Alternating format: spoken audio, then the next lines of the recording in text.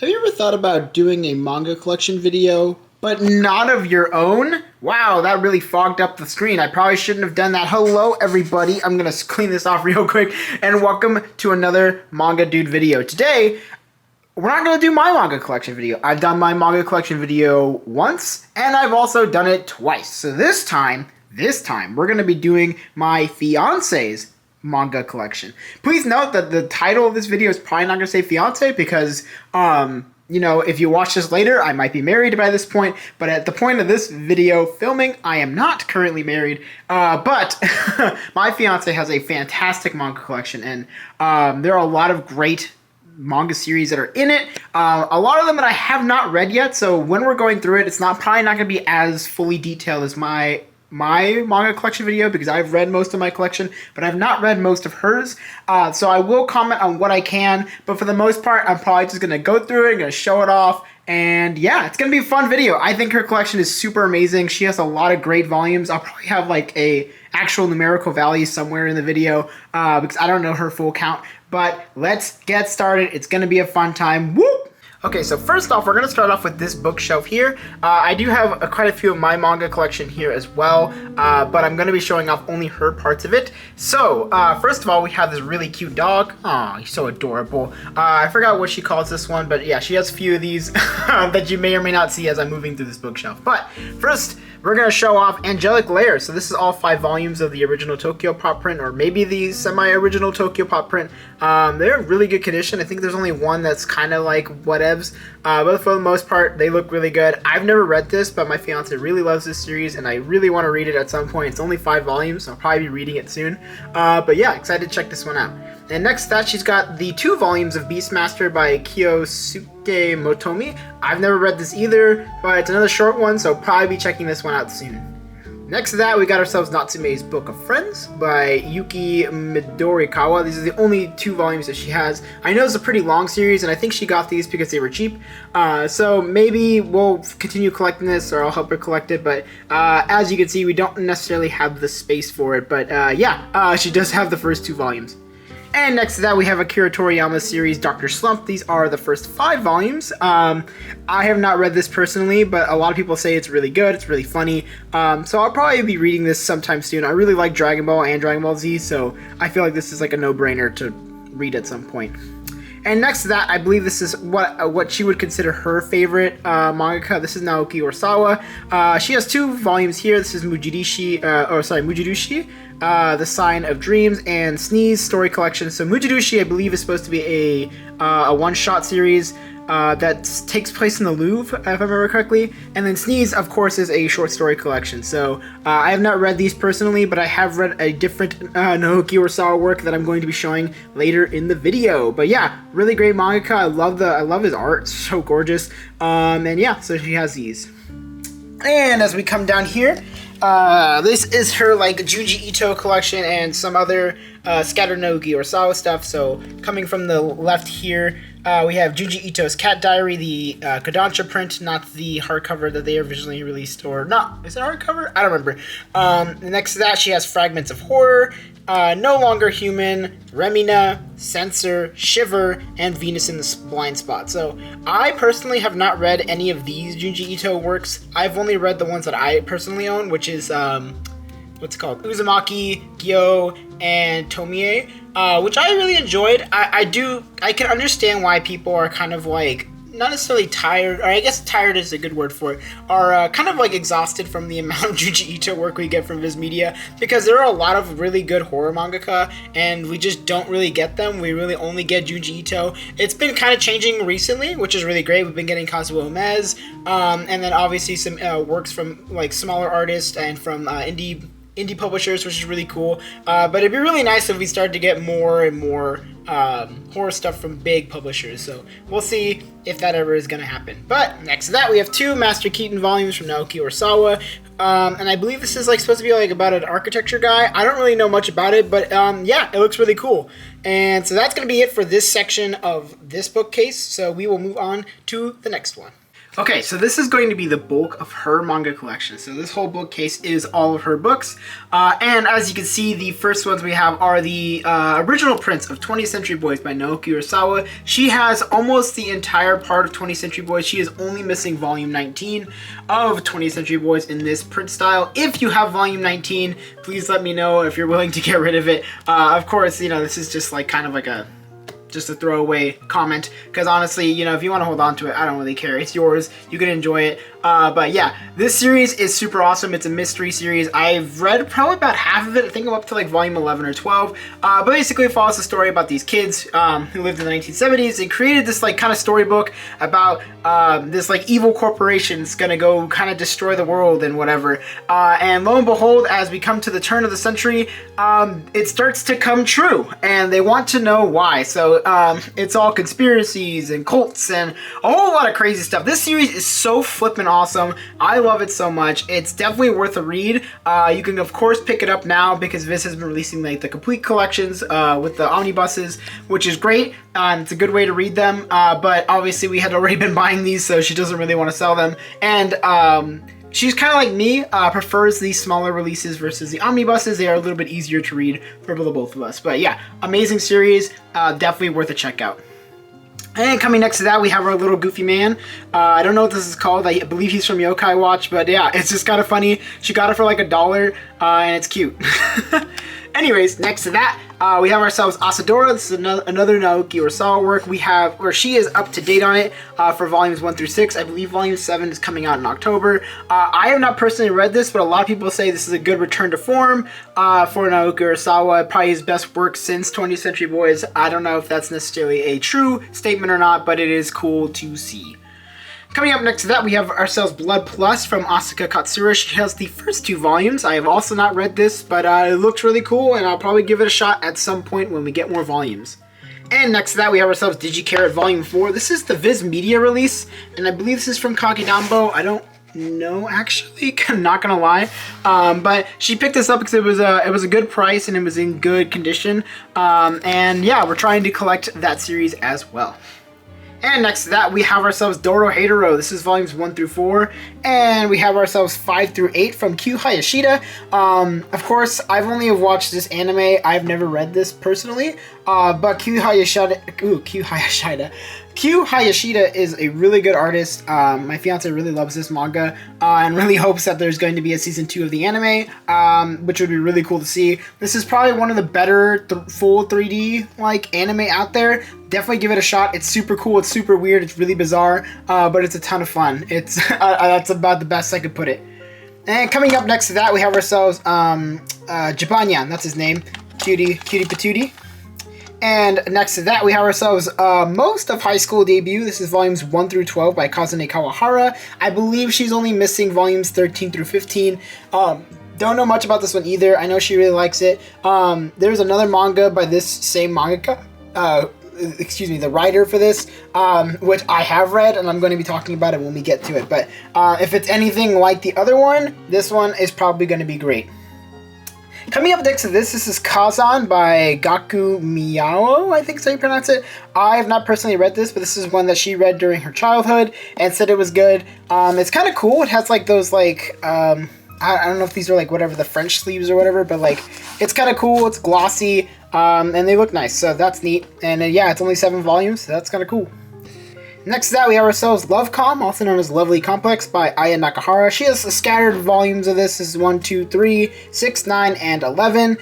This is a really, really hard series to collect for because it's one of the older Shoujo Beat stuff, and if you know anything about Shoujo Beat, they really do not like their consumer base. They just refuse to reprint a lot of their stuff, which is really unfortunate because I feel like there are a lot of series that would be really popular right now. But because they had come out at a time where manga wasn't necessarily as popular as it is now, well, actually definitely not as popular as it is now, it's kind of a shame that we're not getting them again. So hopefully at some point we get them again. Coming up next to that, we have Rumiko Takahashi's Mermaid Saga. This is the original, not necessarily, sorry, this is not the original. This is the remakes before they did the collector's editions. So these are like the tankobons, I think is what they're called. But yeah, this is volumes 1 through 4, so this is the full collection for that. It's cool to have them. My fiance really likes these. I have not read them personally, but Rumiko Takahashi has made some great work.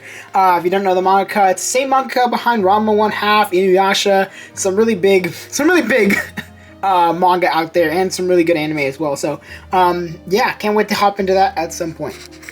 Coming up next to that, we have ourselves Mobile Suit Gundam Wing, Endless Waltz, Glory of the Losers. That is quite the mouthful, and I'm not going to be able to read this. This is very small. I think it says Katsuyuki Sumizawa, and oh my gosh, Tomofubi Ogawasawa. So, yeah, she has the first 2 volumes of that. If you don't know, it's Mobile Suit Gundam Wing. I have not personally read or watched it, but it's cool. Coming up next to that, we have ourselves Monsters. This is volumes 1 through 2, and when we come down to the other shelf, she has 3 through 5, as well as 7 through 11. This is a really fantastic series following a doctor who saves this guy's life and ends up, I guess, creating a serial killer in the process. So it's kind of wild, it's kind of crazy, and I can't wait to keep reading it. I've only read up to volume 3, I think, but it's a really cool series. Honestly, it's definitely worth giving a shot. Next up, she has the first volume of Mushishi by Yuki Urushibara. That's how you pronounce it? Cool. A really popular series, I would say, in terms of like its rarity. Kind of infamous for how expensive it is, but a lot of people really like it. I have not personally read it, but yeah, if we ever get a chance to read all of it, I will probably be doing that. Coming up next to that, we have ourselves My Love Story. She has almost the entire collection. We're only missing volume 12 here. And yeah, this is the one I was talking about. It's by Kazune Kawahara and Aruko. Kazune Kawahara being the mangaka behind High School Debut. So this was their writing. And then Aruko was the artist, and if you don't know who Aruko is, it's the same mangaka behind My Love Mix-Up. So if you like the art in that series, you'll love this one. This one is flippin' hilarious. Follows the story of Takeo, who is this giant dude, like absolutely gigantic, and he falls in love with this like kind of cute, very normal girl. And yeah, it's about their relationship together, their friendship, and the toils of love and friendship in high school. So it's a great series. I've loved it. I love it so much. I've actually been holding off because I don't want to finish it. I've read up to, I think, the 8th volume, and so I'm really close to being done, and I know I'm going to probably be sad when I finish it. Coming up next to that, we have ourselves Nana. This is only some of the collection. Obviously, she doesn't have all of it, but this is volumes 1, 2, and then 6 through 9 by Ai Yazawa. Really popular series about this musician named Nana and this other girl named Nana, I believe. I don't know much about it. I just know a lot of people really love it and really wish it had gotten a true ending, but Ai Yazawa, for whatever reason, has not finished it. I have not done my research as to why she has not finished it. I believe there's some kind of like legal reason and or like health reason, but yeah, it's supposed to be like a masterpiece, or a lot of people really like it, so maybe we'll give it a shot at some point. Coming up next to that, we have ourselves Monthly Girls Nozaki-kun by Izumi Tsubaki. This is volumes 1 through 4. Really popular series. I believe it's kind of like a 4-coma. I don't actually know. I shouldn't be saying that as if I've read this series. I've watched, I think, the first couple of episodes of the anime. It's hilarious. It's really funny. So I'll probably be reading it at some point. But yeah, manga is pretty long. I think it's at 14 volumes now. And yeah, it's basically just follows a story about this girl who loves this mangaka who creates shoujo series, and she finds out that it's this dude that she goes to high school with, and he needs help writing stuff for her shoujo series. So they end up becoming friends, and maybe some other things as well. But yeah, it's cute, it's kind of weird, and it's hilarious. It's definitely worth a check out. Coming up next to that, we have ourselves Peacemaker Kuragane by Nanae Chrono, I think is how you pronounce it. This is volumes 1 through 3. I have not personally read this, but looking at the covers, they are pretty cool. And coming on to the next shelf, we have ourselves a cute little Palmon here. Palmon is her favorite, I think, of the Digimon original Digidestined. Yeah, it's cute. Our friend gave this to us, so it's cool. But up front of that, we have ourselves Pluto from Urasawa and Tezuka. This is the entire collection, volumes 1 through 8. This is basically a retelling of the Astro Boy story, and I have not read it, but I know that the anime is coming out soon. So, yeah, that's really cool. Coming up next to this, we have, I believe this is what Pretty volumes 1 through 4 from Kaori Naruse and Junichi Sato. I have not personally read this, but yeah, it looks really cute. Next to that, we have ourselves Princess Jellyfish. These are the first 2 volumes of the omnibuses that Kodansha released by Akiko Higashimura. I have not read this as well, but I have read a bunch of other Akiko Higashimura stuff, which is really funny, and I will get to that when I continue on to the next shelf. But yeah, I've heard this series is a lot of fun, so I'll probably be checking it out at some point soon. Coming up next to that, we have ourselves Revolutionary Girl Utena. This is volumes 1 through 3 by Chiho Saito and Bepapas. I don't know why I said it like that. I guess so. Bepapas. Okay. I don't know much about the series as well. I know it's a really beloved shoujo series. A lot of people like really love it. And I believe this is 1 through 3 out of 5, I think, that came out in English, so we'll probably have to try to find the rest of it, and we'll see. Next to that, we have ourselves Saint Tail, and this is the full collection, volumes 1 through 7 from Tokyo Pop from a long time ago, Megumi Tachibana. I don't know much about this, but I know people really love this series and say it's really cute, and I think it's like a magical girl series. I've been tempted to read this because the art looks really cute, and I've never really read a magical girl series, and I've always wanted to. So yeah, we'll most likely be reading this one at some point. Coming up next, we have ourselves Sayonara Zetsubo Sensei. This is volumes 1 through 3 by Koji Kumeta. I have not read this at all, so I don't know anything about it, and I cannot comment on it. However, I can talk about Skip and Loafer. Oh my goodness, Skip and Loafer. This is volumes 1 through 7. This is the currently caught up collection by Mizaki Takamatsu. Fantastic series featuring this girl who moves to Tokyo to go to school. She's a country girl and kind of stands out, but it's about her learning to fit in and understand everything. But man, it is so wonderful. It's so lovely. The characters are so well written. It's so cute. It's a ton of fun. So many really great moments between characters. So many emotional moments, like relatable moments, and like there's just a lot of joy and sadness, but it's tackled and done so well. Man, it's really flipping good. If you're not reading this, you should definitely go watch the anime. The anime is a great adaptation of this manga. Alright, coming down here, we have ourselves Tokyo Tawareba Girls. This is the mangaka, Akiko Higashimura, which I talked about before with Princess Jellyfish. I have read this entire series, and it is hilarious and also just, like, kind of crazy. It's one of those series where you'll definitely get very mad, but, like, kind of understand the plight of these women. Basically, it stars these women in their, like, mid-30s who are, like, all they can do is go to the bar and complain about like why their lives are so hard, and it's about like their struggles in relationship, work, and friendship. Yeah, it's messy, it's raunchy sometimes, it's crazy, but honestly it's really fun, and like there are definitely some moments that like you'll be like, wow, like that's, you know, profound kind of thing. Honestly, I love it. I had a great time with it. I do think the ending was a little bit fast, not my favorite, but yeah, other than that, it's a good one. I would say definitely give it a shot if you can. Coming up next to that, we have ourselves Way of the House Husband, volumes 1 through 8 from Kosuke Ono, or Ono, I think. I don't know how to pronounce that, I'm sorry.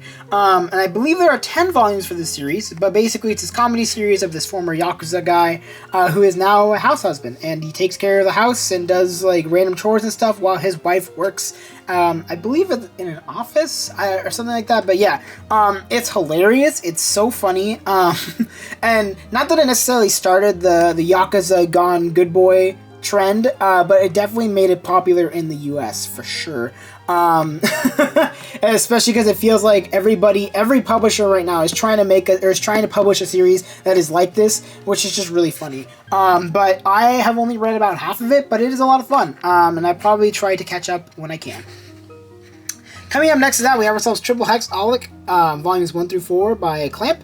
I have not personally read this, so I'm not going to be able to comment on it. And next to that, we have ourselves volumes 1 through 2 of the omnibuses for Yokohama Keidashi Kiko. Quite a mouthful, by Hitoshi Ashinano. This series is so amazing, absolutely lovely, so much fun.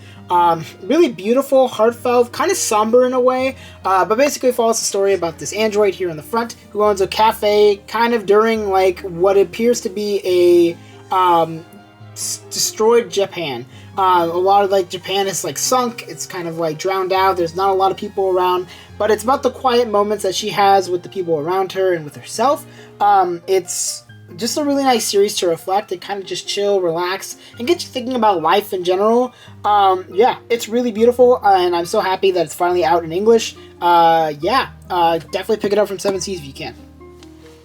And last but not least, on this shelf, we have ourselves Yotsuba Volumes 1 through 9 from Kiyohiko Azuma. I've read, I think, about the first 5 volumes of this collection, and it's hilarious. Follows a story about Yotsuba, about this girl who's kind of like just a weird, curious girl who moves into a new city and meets these people, and just kind of, it's about her journey and stuff through this world, learning and just having fun. It's hilarious. It's really fun. It's very self-aware. If you like just like kind of crazy, weird comedies, I would say give it a shot. It is very, very funny.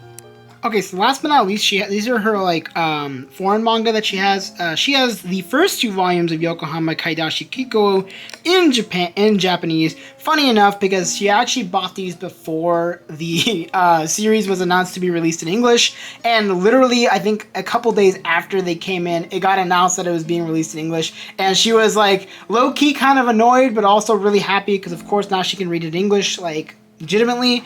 But yeah, she really likes these. I think because she likes like the print a little bit better in these versus the 7C releases. But yeah, it's just cool that she has these, to be honest.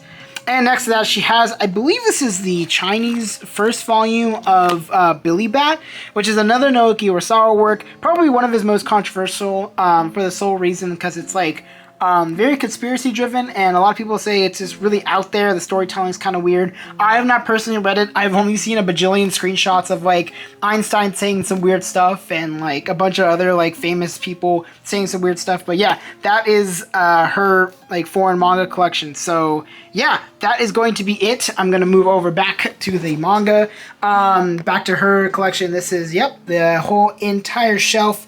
I hope you enjoyed this video. What was your favorite manga that she has collected? Let me know in the comments below. I'd like to know what you guys think of her collection. I think her collection is flipping awesome. She has a lot of really cool stuff in it.